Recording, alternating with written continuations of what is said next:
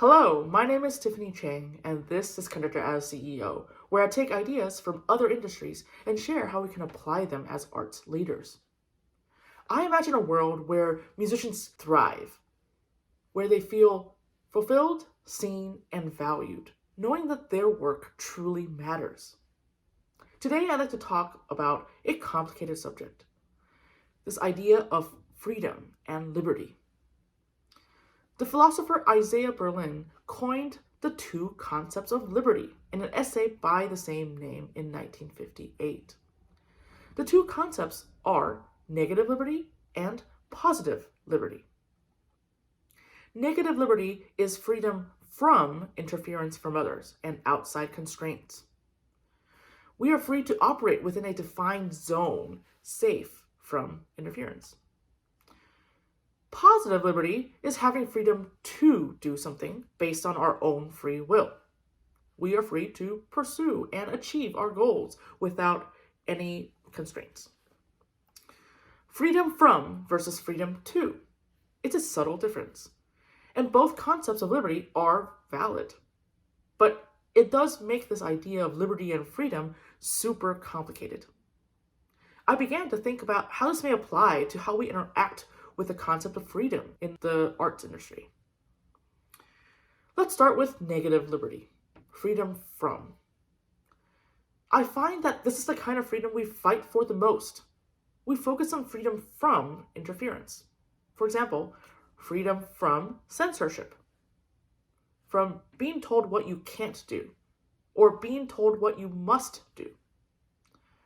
Freedom from structures of inequality, such as racial inequality, discrepancies in pay, and many other forms of bias.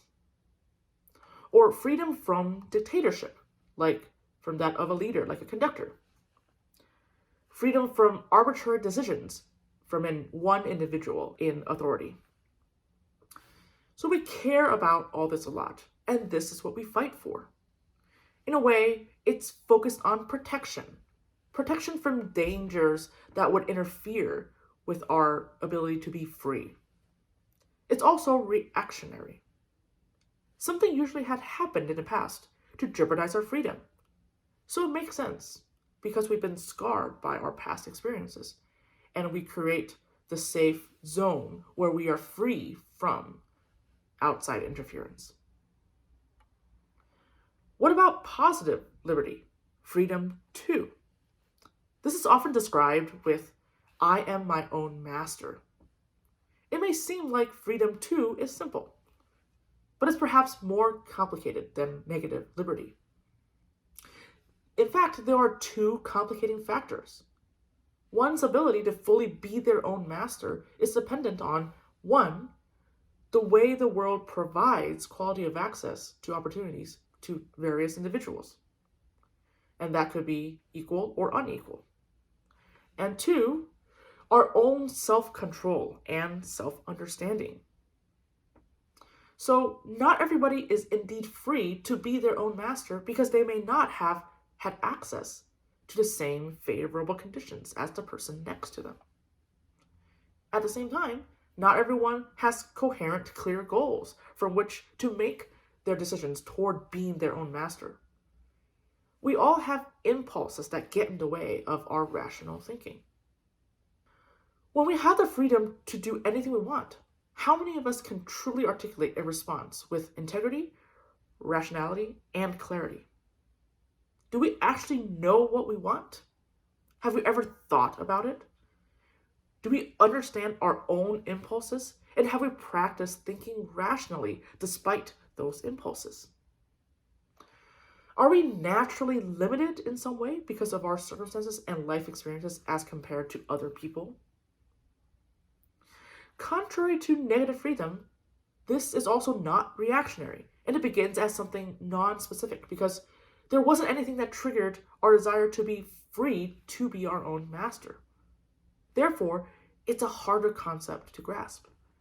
We've never really asked those questions to ourselves. And how would it work within a group dynamic? In a group, in addition to being our own master, we're responsible for having the freedom to do what's rational for the greater good of the group. How could leaders help their people discover these pathways to positive liberty? So, this is all really complicated. And I wonder if we start to grapple with these uncomfortable challenges that emerge from this idea of positive liberty. Could we find a way to expand our freedom efforts beyond that of protection and reaction? We can deepen our search for freedom to aspects of positive liberty, where we might imagine musicians being driven by their own purpose that serves as their inner compass.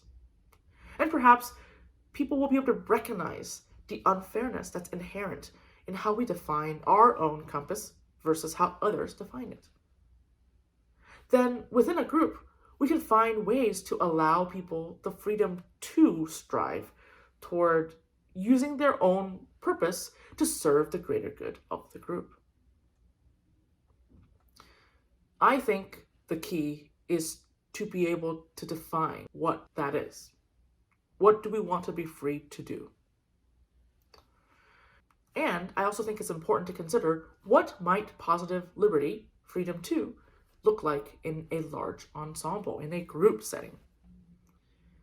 For example, I'm thinking about things like freedom to show up as the person you'd be with your family and friends. Freedom to have your own ideas on how you want to perform something. Freedom to have a say in creating the group working dynamic and environment. Freedom to say what's on your mind about your goals and what you want to get out of your work. Freedom to articulate how you contribute to the greater goal of the group. Freedom to dream about how you want to be better in all sorts of ways. And freedom to dream about how you'd hope for the group to be better. So as leaders, a part of our job is to help people navigate and discover these pathways to positive liberty, despite its complicated nature. If you're intrigued by Isaiah Berlin's 2 concepts of liberty, I'm going to link a video down below that has a clear and intriguing overview that you can watch. If these ideas resonate with you, please consider signing up in the link below to receive an email with each new blog post sent directly to your inbox. Thank you and have a great day.